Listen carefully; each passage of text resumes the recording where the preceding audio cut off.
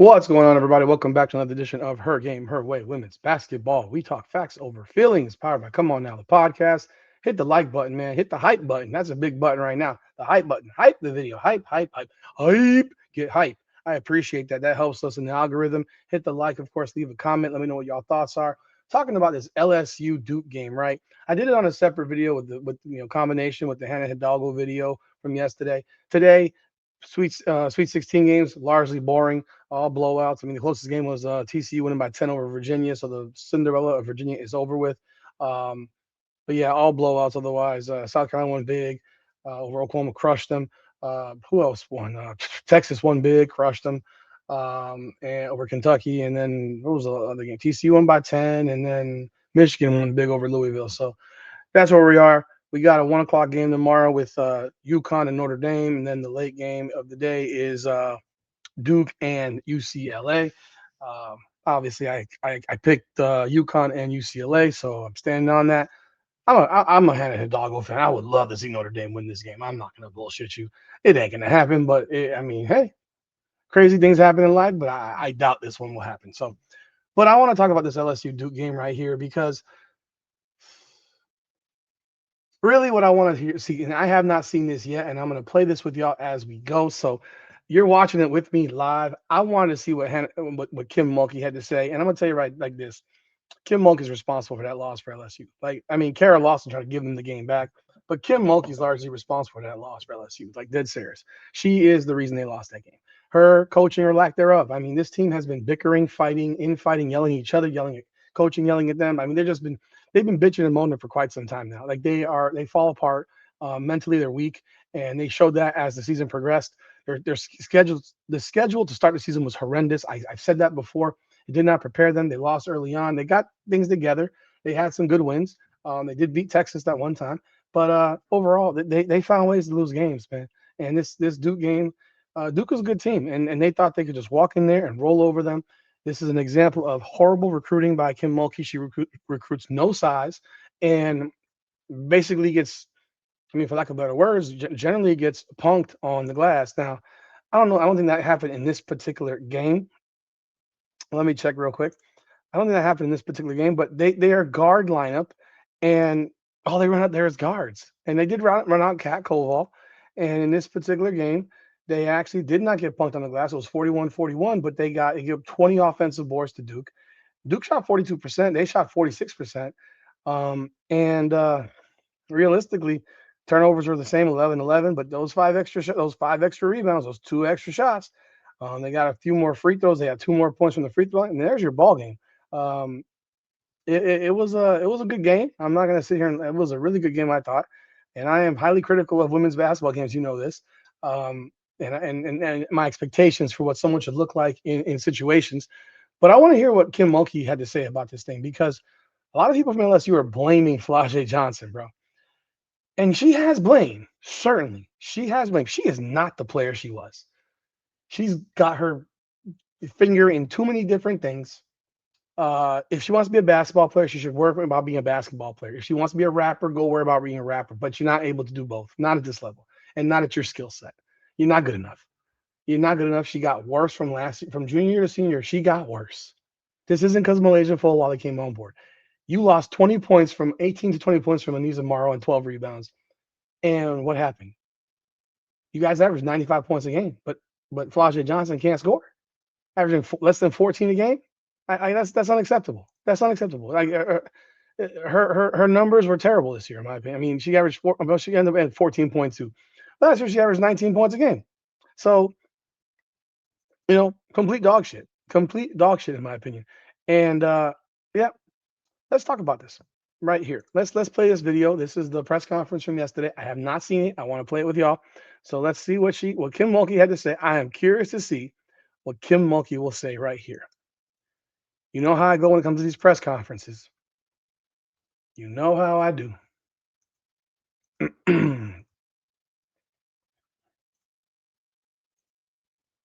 Here we go.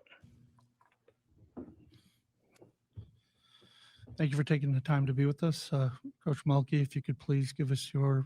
I'm not even going to start the damn thing. Where the fuck is Flau'jae Johnson? With all respect. I don't give a fuck. Angel Reese sat in that chair. And I'm very critical of Angel Reese. Angel Reese sat in that chair after they lost to Iowa in the Elite Eight. She sat in that damn chair. She answered because she cried like a baby.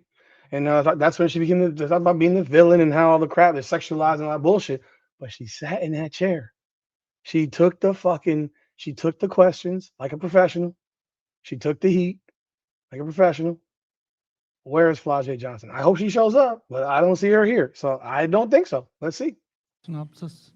Nope. Just questions. All righty. There we have it. We're going to start with questions for the student athletes, please. Right here, we've got our first question. Okay, that's okay. Question for student athletes? Up front. And again, please identify by name and media outlet. Marcus D. Smith Off the rip. Kim Mulkey has no initial statement. She just wants questions. Really? Interesting. at USA Today Sports. Malaysia, you came off the bench today. You scored a career high 28 points. I know comes in a loss, so you'd rather have the win. But just kind of what took it to you to kind of help get the team going after kind of the lull in the start and kind of get to anywhere you want on the basket, especially on the floor, especially getting to the cup? Yeah, definitely. I think my main focus is just coming in and just trying to do anything to help my team win or stay in the game. And I think I was finding the right spots, and it kind of helped me. But yeah.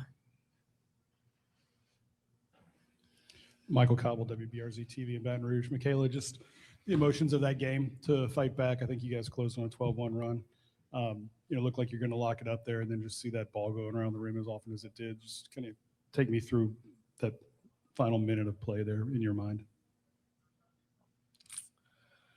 The final minute of play, you're talking about like the buzzer beater?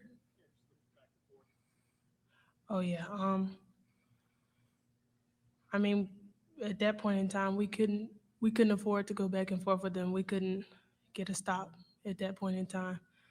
We didn't get those key rebounds that we needed, and that kind of put us in that situation that we were in the first place. So I guess we got to go back to the drawing board and figure some things out.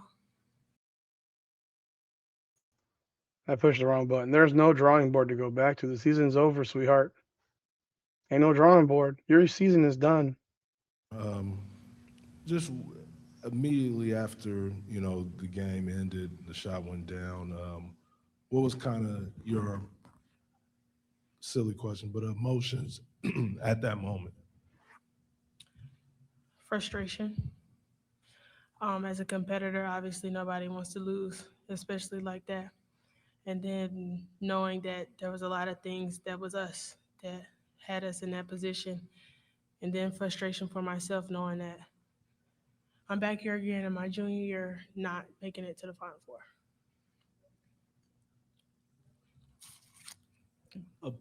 Just mentioned too earlier, Michaela, about not getting key rebounds. The Duke Blue Devils did pull down 21 offensive rebounds. What was going on with that, and how they were able to focus on that end? Bro, they're bigger. Duke is bigger. Unless you've got one girl over 6'2", that's Kat Koval, and she played 21 minutes. They're just bigger. I mean, this is where you have to start questioning Kim Mulkey about her recruiting. Her recruiting is to recruit guards, and Kat Koval only had 3 rebounds. Her leading rebounder was Amaya Jordan, who's 6'2". Like, that's who she recruited in the portal. Grace Knox is a hustle player. She's 6'2". She's a freshman. That's on Kim Mulkey. Ask Kim Mulkey that question.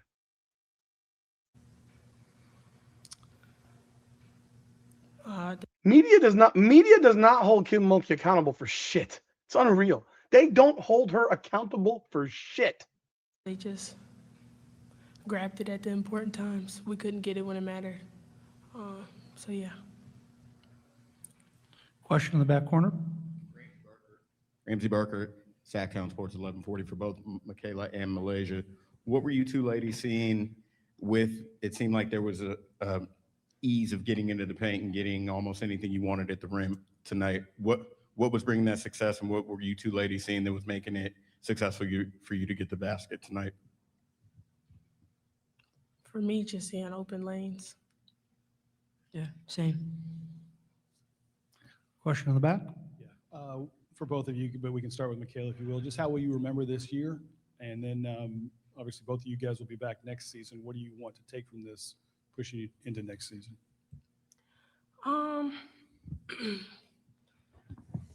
The same thing I've said for 2 years. Remember this feeling, get better, and hopefully make it back here next year and get over this hump. Probably just how hard we fought, but not only like in the games, like in practice every day. I feel like everyone showed up, and that wasn't easy. And I think next year will be different, and I'm excited to see what next year brings. Any other questions for the students? One more, one final one here. Both of you, again, we can start with Leigh this time. Just what have you said to Flage? Obviously, this is going to be, the end of her LSU season. And what was it been like playing with her? Oh, I haven't got to talk to her yet, but it was amazing playing with her. She's a great player. She's a great person, and she had an amazing 4 years here. So to see it end like this, I mean, it's not the way I'm pretty sure she wanted it to go, but she should be proud of what she accomplished. Oh, yeah. To piggyback off what Leigh said, obviously that's not how she wanted to end her senior year in her career here at LSU, but the conversation we had was for her to remember this feeling and carry it over to the next level. Go to the next level and be that same person, that same hard worker that she is, and hoop. Thank you both for your time.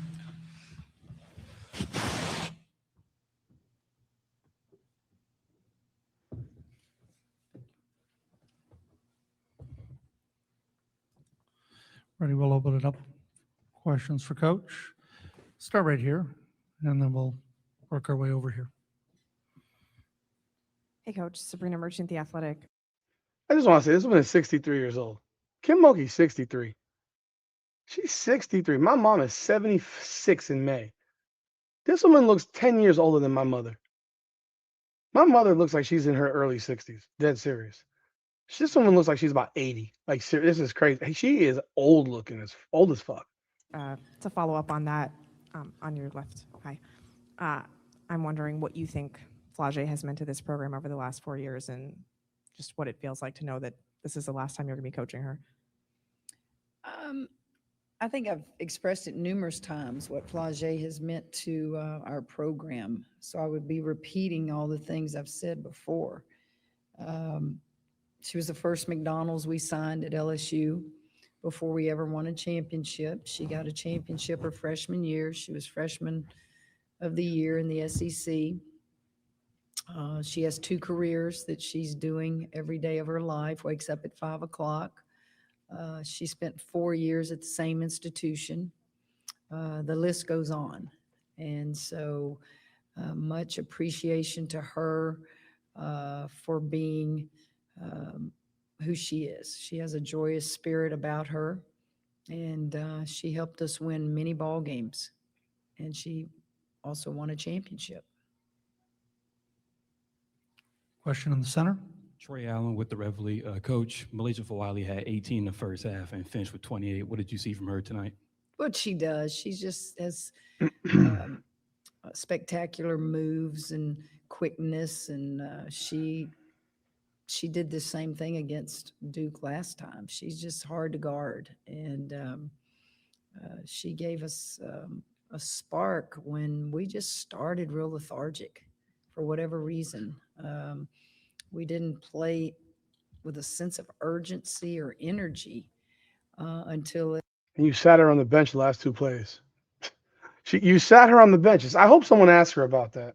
It was about 5 minutes to go in the game, and we were down 8, and then we turned it up. And so I asked myself as a coach, why did we not? No, you were down 11 with 7 minutes to go. You were down 10 with 5 minutes to go. You didn't turn it up until Duke started flubbing the ball around. Like, let's get it real. Come on, man. Not start like that. And so you just kind of think as a coach, what made us like that? Own it. You're the coach. You should be accountable. You made us like you made them like I'm not us. You made them like that. You created this situation. You did it. Like, own it. Be accountable. Would say certain things the defense and the opponent does, but your energy and your just excitement is not something that the other team keeps you from doing. We got back in the game doing what we normally do. Right here, and then we'll come down to the front. Reed Darcy with the Advocate. Coach, what went through your head? What were you feeling when that shot dropped through the net right at the end there? I've been doing this a long time. I lost a national championship with 0.7 of a second to go.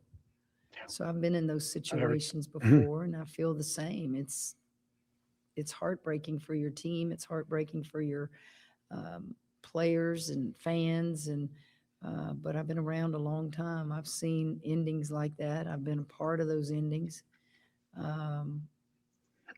Takes a while to get over it, but you go in the locker room and you hug their necks and you tell them what a wonderful year we had, and you put yourself in a position to win the game. You put yourself in a position to win the game, and crazy shot like that beat you. But rebounding and second chance points really beat you. I think 19 points they got off second chance. We couldn't grab a rebound. And you look at the stats and we have the same number of rebounds, but that's misleading. We just couldn't get. I agree. It is misleading because I thought Duke got rebounded by a lot more than that. But I'll remind you, you recruited this team a bunch of guards. Your freshman class was a bunch of guards. You got no size. You got Kat Koval, and she's 6'4", 6'5", but she's slow as hell. And she had 3 rebounds. She played 21 minutes. She's your only big. You have a bunch of guards. Own it. Be accountable. No, I should blame the players. 3 stops in a row. We couldn't rebound the ball so that we could take off in transition. And it was kind of like we were moving in mud. But we did fight to the bitter end and put ourselves still in a position to win. Question up front. Hey, Coach Doug Feinberg, the AP. On that last play, maybe you expecting them to shoot that 3? I don't know what was going through your mind defensively. What was the plan? Thought they were going to get it to the big girl on a lob or something, but no, I have to go back and look at it. I think Flage overran it and took one little, I think the girl, Jackson may or may not have given her a fake or what, I don't know. And she just got a good look at it. And it was shit defense. It was shit defense. You don't jump. You just keep your hands up. You stay in position. You just put your hands straight up in the air. You make her shoot over. No, she did do a pump. She did a little pump, and Flage's flying. Like, why are you flying at a 3? From a girl who's 1 for 7 from 3. You gave her a wide open look when you jumped. Just put your hands up. That's shit defense. But, oh, yeah, Malaysia football is on the bench. Your best defensive player. you can't do that. You got to make sure they make a shot over your extended hands right there. I wouldn't say we agree. Some spectacular play drawn up where we got burned. I think overran it, but again, I'd have to look at it again. But it seems like that's what I remember. And Flage came back, and I don't know if she gave her a little jab or something, and just got to look at it. Back in the corner. Ramsey Barker, Sacktown Sports 1140. I know you said it was misleading with the rebounds, even though they were tied. Total turnovers were tied. Points off of turnovers were tied. Shooting percentages shots made were very similar. Outside of, as you said, the second chance points and the rebounds, where do you see some of the slight differences in the game that led to the result? Oh, I thought it was the way we started the game. And we couldn't just grab. We couldn't get 3 defensive stops in a row. We call that kill. We had 1 kill all night. And they were able to get some second chance points, even to the end. There was that long rebound. We get that, we're going to win the ball game. And we couldn't get that one. Yeah, and they scored 1 point in the final 5 minutes of the game. They scored 1 point. Sorry, 4 points. They had 1 point. Actually, they had 1 point the final 5 minutes of the game until that 3 at the buzzer. They scored 1 point over 5 minutes, 11 seconds. That's not accurate. You're not even accurate in what you're saying. They didn't score for 5 minutes to finish the game until the buzzer, but 1 point on a free throw. They were turning the ball over. They were missing layups, taking terrible 3-point shots. Y'all came back because they basically let you back in. Just little things like that we just couldn't get 2 possessions ahead. We were always catching up. Question in the back, then we'll come to the front. So what you're saying is you're a front runner of a team. If you're behind, you have. I mean, I remember watching them come back against Ole Miss. That was a great comeback against Ole Miss. Ole Miss completely fell apart, but that was a great comeback. But she's basically calling her team a bunch of front runners. Kim, just yesterday you said that this team was a pleasure to coach. Mm-hmm. You've got an incredible freshman class and a couple of leaders sitting up there with you tonight. I guess what are you looking at in this team next season? Well, you're looking at a team that is very talented, a team that freshmen got lots of minutes this year, and you add a few to the mix and hope that we're back in this position again. That's what I hope. Question in the front, right here.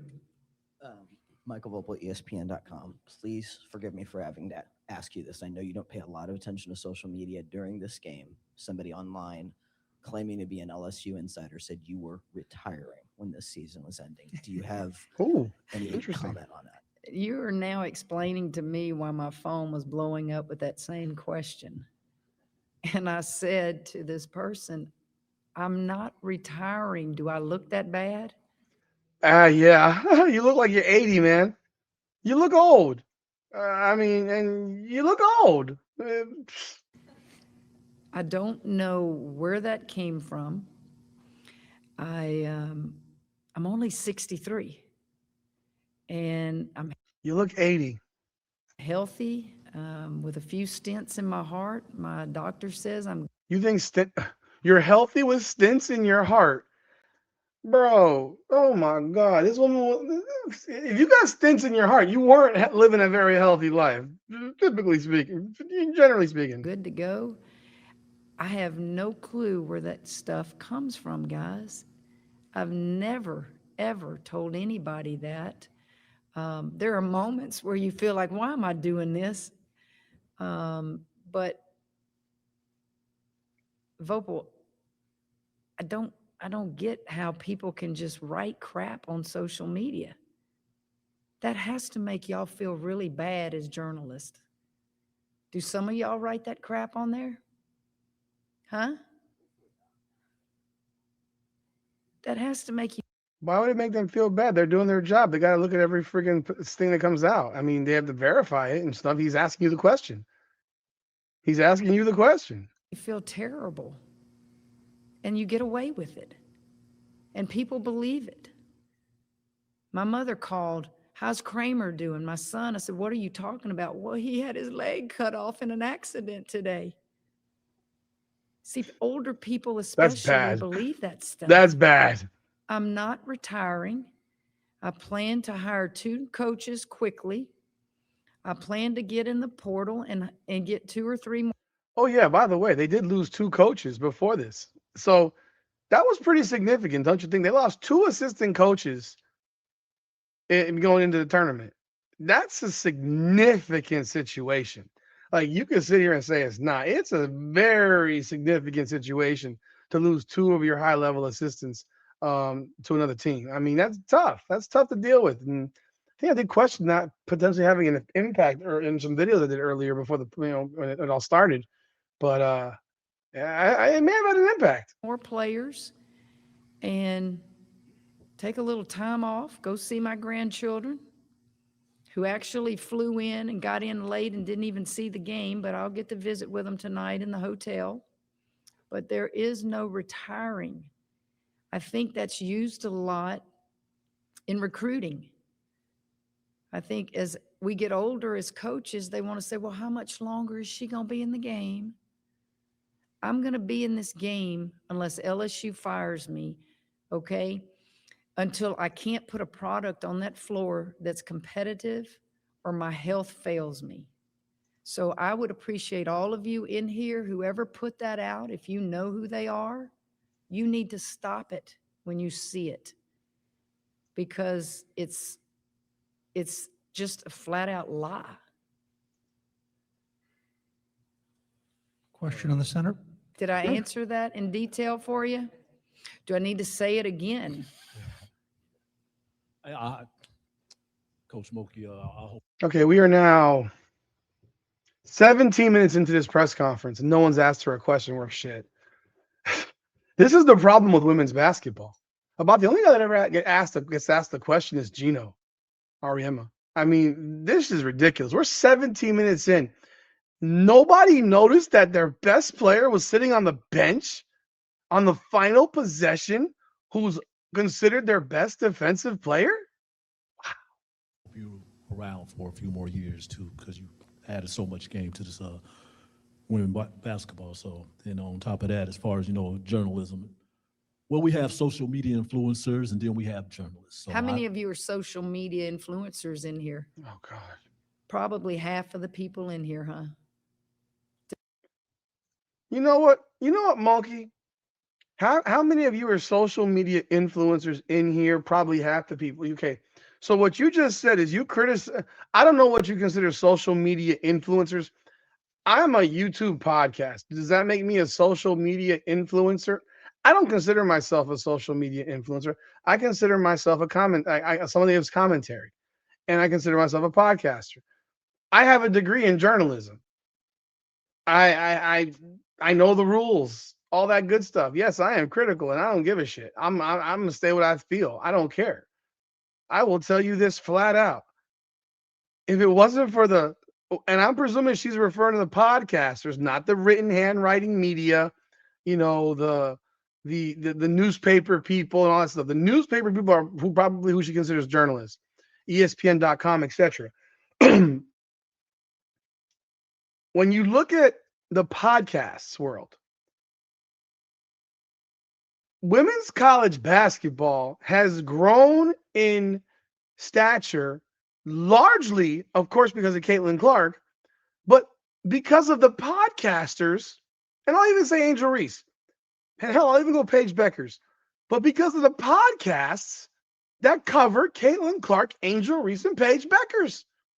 To sit here and act as if that is not a major part of how this sport has grown, you're being completely disingenuous, and you're being delusional to think that if it wasn't for the podcasts, your sport would still not have anyone watching it. I mean, seriously now. You sit here with your freaking sparkly purple freaking coat and act as if the podcasts have not greatly contributed to the attention of your sport. It's flabbergasting. To be honest, I read an article today on me, and it was a very good article that someone sent me. I've never interviewed with this person ever. But this person obviously took a lot of articles through my years of coaching, and she wrote something positive. It was amazing. Oh my It was a God. very good article. Oh my God. But anyway, your question being what? Yeah, well, Coach Carol B. Ross, of course, y'all came from different paths and things like that. And she's really dear to this community, Sacramento, because she spent some time here professionally playing and working as a broadcaster. But just want to get your thoughts about her and how she has built this Duke program. Actually, I said this to Kara before the game started. Kara, you may not remember this, but I watched you in AAU and I wrote you a personal note when I was an assistant at Louisiana Tech. And she said, I absolutely remember it. I Wow. was playing That's at pretty cool. Centenary College in Shreveport, Louisiana. And I said, yes, you were. So I've watched Kara for a long time as a player, and then she went to Tennessee. Then she's coached, or she played in the Olympics, and now she's going to be the Olympic coach. So I have nothing but respect for what she has done. I didn't like her, honestly, as a TV analyst, but I like her as a coach. Listen to this woman taking shots fired at Kara Lawson. I didn't like her as a TV analyst. What, she criticized you? Fair enough. Good grief. Final question right here in the center. Jacques Doucet, WAP TV in Baton Rouge. You've won games like this. You've lost games like this. What's your message to the team? You know, how do they move forward? And what do they take with them in the offseason from a loss like this? Well, you thank them. You start with your seniors and you thank them for an unbelievable career, an unbelievable year. When you invest in things, it's harder to accept. And seniors have Flage with 4 years, Izzy with 4 years, and Amaya Joyner with 1 year. You thank them because they invested in this program and they've won a lot of games. You remind them that nothing I say is going to make them feel better in the moment, and that the sun will come up tomorrow and you're going to have wonderful memories from your time at LSU. And then you go and you hug each one of them and you let them cry. I think I don't find that a bad thing. If you don't cry, you're not really invested and you don't care. And it's okay to cry. And it's okay to hurt. And then each day gets better. Coach, we want to thank you as well for your time this evening. You got it. I'm not retiring though, okay? You heard it here. Y'all It's make official. sure you put that out there. Not retiring. Thank you, Coach.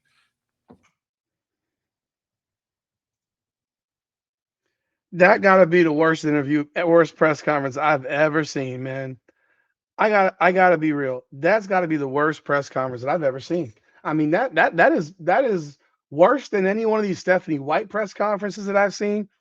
That was horrendous. They asked her literally nothing.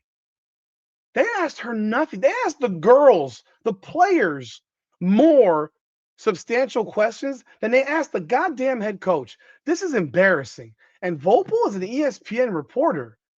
You got USA Today, you got Vopel. I mean, you got whoever else you got in there. That's an embarrassment. That's an indictment on the sport and the people that cover it. You suck at your jobs. I'm sorry. You cannot sit here as a reporter and not ask the question that needed to be asked.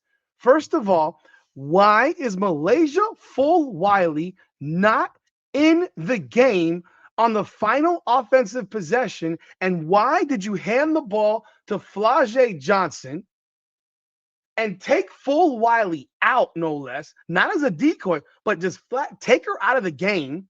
Because if Michaela Williams does not grab that rebound, Duke's shooting a couple more free throws, and who the hell knows? Maybe wins the game 89, 84, 89, 85, 89, 80, 89, 83. Like, that was a massive faux pas, in my opinion. Like, this is your best play. Look, we could cut the bullshit. When the season started, I thought Flage Johnson was the best player on the team. I had so much respect for Flage Johnson. This year, she has been terrible. She's largely been terrible. Her mama can't shut the fuck up, and her game has gone the wrong direction. I'm just being real, keeping it 100. It's gone the wrong direction. I've watched enough of their games this year. She has been completely unimpressive and not good, period. And, I mean, not terrible, but not to what we should expect from her. Her stock in the draft is dropping. I mean, she could drop to the lower part of the first round now because she's no longer a top 6, 7 pick. I thought she was a top 5 pick as of last year. She's maybe in the top 10, maybe if she's lucky. Potentially drops out of it. Now, because you don't know what her commitment is. Her commitment is not there. So, and then you got her mom who's a headache. But you had your best player sitting on the bench. Malaysia Fulwiley is your best player. She scored 28 points. She's sitting. You got lucky when Michaela Williams grabbed that rebound. Lucky because Flage had that shot blocked. And then on defense, she's still sitting. She is arguably your best defensive player too. She's your most athletic player. Like, what are we doing here? This is insane. And nobody asks the question. No one asks. And why wasn't your team ready to play, Kim? Why weren't they? What went into preparation for this game that your team was not prepared for Duke? No one asked. Well, you played them in December. What was different? Because you played them at Duke and whooped their ass at Duke. What was different about this Duke team from the team you played that started the season off 3-6? Don't ask that either. Like these media members are trash. I gotta judge them for what they are. They're trash. They suck at their jobs. This is this one gets paid $3.5 million, bro. She should have to answer some questions. She should have to answer some questions. What do you do in your what do you change in your recruiting so that you don't have this problem where you're sitting here telling us you can't rebound a basketball, right?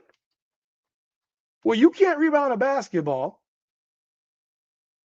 and you're literally telling us all this. Right now, LSU does not have a commitment in the top 20, in the top 28. Their number one commitment is a 6'2" wing. Oh, here we go again. Let's recruit a whole bunch of wings. Lola Lampley, 6'2" wing out of Indianapolis, Indiana.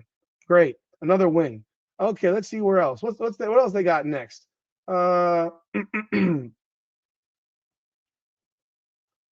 Bro, they got one player.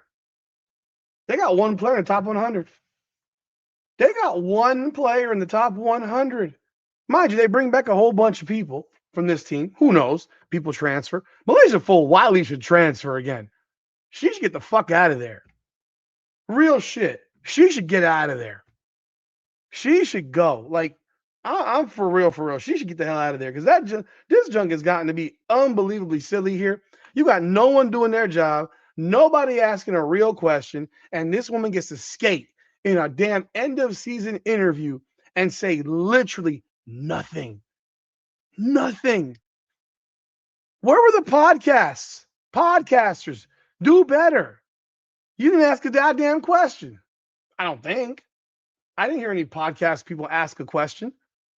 None of y'all ask a question to this woman. This woman gets to skate, constantly gets to skate without real questions being asked of her. Oh, we get to get a sob story about Flau'jae Johnson. I don't give a fuck about that. You just lost. You can talk about Flau'jae tomorrow or on Monday or whatever. Like, this is lunacy, people. This is lunacy. You got to start. You got to recruit some players that fit an ability to rebound and play defense and be big. Good big will always beat good little in everything. Typically, in the NBA, in men's college basketball, and definitely in women's college basketball. Let's not act like Florida didn't have some damn good big dudes on that team last year. Better bigs than they had good big events, and Houston was a smaller team. Let's not act like it. It's the truth. Absolute truth. So, the good big typically going to beat the good little, man. And in women's basketball, when you got some good bigs, UCLA, look, they're bigger than freaking Duke. And Duke is a big team. They're tall. But UCLA's huge. And UCLA, if they don't win by more than 15, I'd be surprised. UConn against Notre Dame, beyond the talent disparity there's a serious size issue. Like, Notre Dame's not big either. Best player's 5'6", Hidalgo. And she has to do more than she rebounds as well as anybody in that damn team. Who's left? Texas. Texas got some decent bigs. South Carolina got some decent bigs, some bigs. Like, you're too small, man. You're too small. And no one questions her. No one says a word. No one says anything. They say nothing. They say nothing. It's crazy to me. You allow that woman to skate constantly. You allow her to skate. It is a travesty. in how they allow her to skate. I'm serious. I'm serious, man. They got one commitment for next season. Shooting. It says here shooting guard on as of 247, shooting guard. She's ranked 17th here. Okay, so you just got another player that you already got. You got a bunch of players that are just like this. A bunch of players who are just like this.